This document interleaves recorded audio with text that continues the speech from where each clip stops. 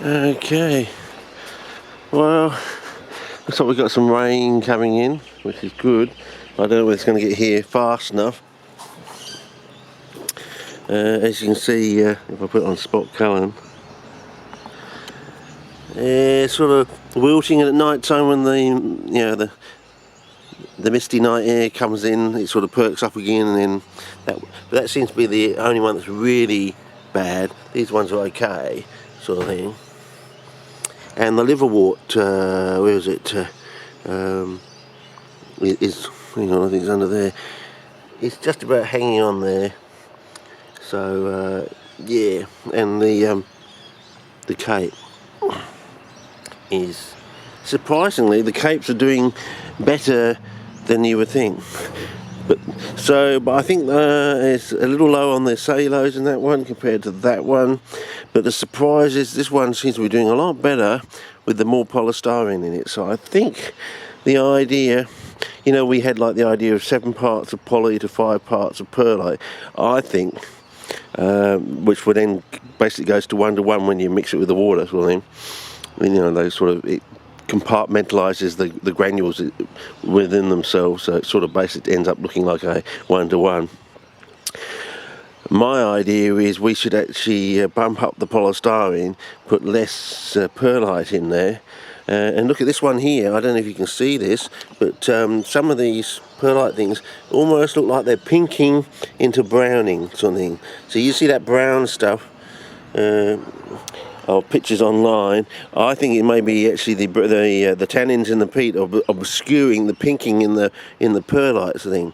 Well, that's pretty amazing that it's pinking in the same amount of time that the bottles during the summertime actually do. So yeah. So what I'm thinking of doing is tomorrow I'm going to make up a 2 parts poly, 2 parts of cellulose with only 1 part of perlite. It's probably going to be intermediate grade because I've run out of the fine stuff. And whether I'm going to actually add a part of sand to match the part of perlite, I don't know, but I'll probably talk about that more tomorrow, sort of thing. Definitely need the sand there, I think.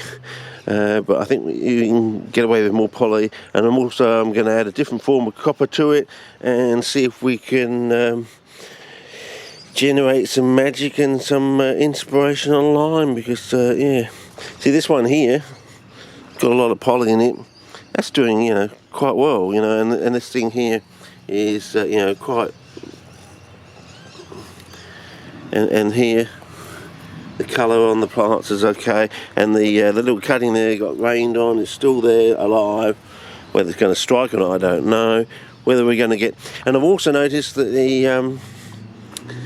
the seeds that almost seem to be disappearing. They don't seem to be disappearing on the ones that have the cellulose in there.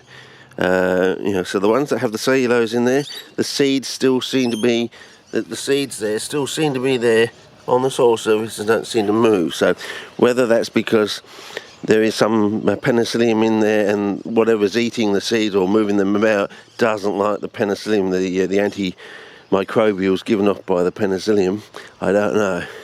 But yes, you can even see them on, yeah. So yeah, even in this one that's just hasn't got any sand in it, you can still see the seeds that they haven't been taken. Whereas these other ones that don't have the cellulose in it, the seeds seem to have moved, sort of thing. So that is still sort of reddening up there, sort of thing. And this one's sort of still chugging along, and this one here, and that one there, and yeah. And I may actually have 2 forms of this thing. So you see the way the leaves here got these sort of different shape. I might actually have 2 different forms, or even 2 different species of that type of plant. I don't know, but very interesting. And I don't know if you see this with the tomato, it seems to be getting thicker and thicker and thicker around the stem. So yeah.